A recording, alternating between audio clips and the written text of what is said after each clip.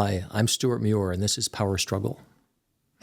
The world's energy system is a behemoth of staggering proportions. It's not some delicate machine that can be fine-tuned with a few policy tweaks or well-meaning pledges.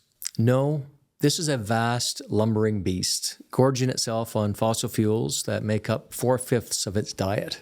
This year, we find ourselves at a critical juncture where the term Energy Trilemma has become a buzzword in policy circles. But what does it really mean? A friend of mine who's a bit of an expert at leadership and project management has always claimed that when it comes to managing a project, you can have something cheap, fast, or good, but not all three. It can be cheap and good, but it won't be fast. It can be fast and good, but it won't be cheap. Or it could be cheap and fast, but it will not be good. To say it another way, if you focus too much on one of the points of the fast, cheap, good triangle, the other corners suffer. The Energy Trilemma is a triangle. The term refers to the challenge of balancing three goals that often conflict. One is energy security. Is it there when you need it? When you hit the switch, turn the key. 2, can everyone afford the energy they need? And 3, environmental sustainability. So, energy security, energy equity, and environmental sustainability. 3 goals to strive for without compromise, right? It's a Gordian knot of interconnected complexities that demand a nuanced understanding and approach. Well, let's break down each of the points of the triangle. 1, affordability, or to put it another way, energy equity. Can everyone get it? To state the obvious, we want our energy to be affordable, yet as we push for cleaner energy, costs can rise, impacting those who can least afford it. The next point of the triangle, energy security. We interact with energy every single day.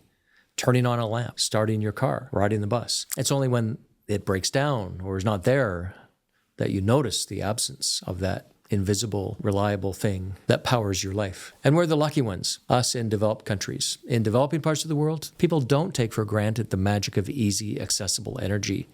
What was a minor inconvenience for me is just a part of daily life.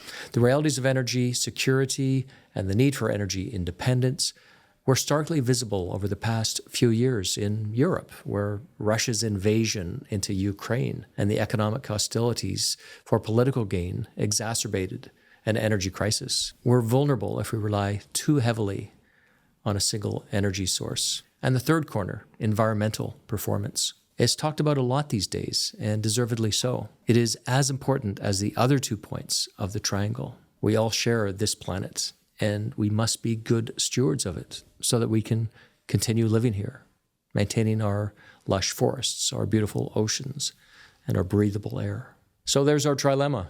Good, fast, cheap becomes affordability, reliability, and sustainability. And like the good, fast, cheap triangle, it's easier to say, well, we'll be affordable and accessible, but not environmentally friendly. And we could do affordable and sustainable, but it's not going to be accessible. Not yet. I'm an optimist. I believe in human ingenuity. 100 years ago, people were afraid of driving faster than a horse.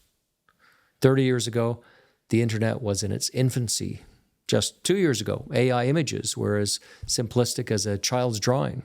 Now the world's smartest people are hard at work carving our way to a new clean energy future. With a little help from AI and new incredible technologies, our smartest minds are finding ways of not only decreasing carbon use, but actively removing carbon from the atmosphere. Because to get to a true clean energy tomorrow, we can't just get to net zero, we have to get to negative carbon too. All the while, we can't lose sight of the other corners of the triangle. What of the developing world, where billions of people still aspire to the energy-intensive lifestyles we take for granted? Are we to tell them to hold off on developing strong energy infrastructures of their own, even while they mine the materials for our phone batteries? The moral calculus here is far from straightforward. The uncomfortable truth is that our modern civilization is built on a foundation of fossil fuels. The fertilizers that feed us, the steel and concrete that shelter us, the plastics that permeate every aspect of our lives, all are children of hydrocarbons or fossil fuels. Decarbonizing these fundamental processes isn't just a matter of swapping out a few power plants. It requires reimagining the very fabric of our material world.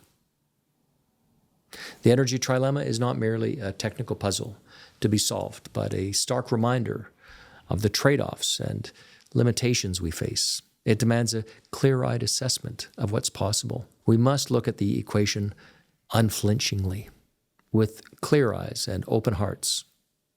The path forward will require a lot of thought and no fear of having difficult conversations. And that is what we are going to do here. Struggle with these essential, fundamental issues, and hopefully emerge with greater, more nuanced understanding. The Energy Trilemma is like a mirror, reflecting our own contradictions and constraints, but it also reveals our ingenuity and possibility. I'm Stuart Muir, and this is Power Struggle.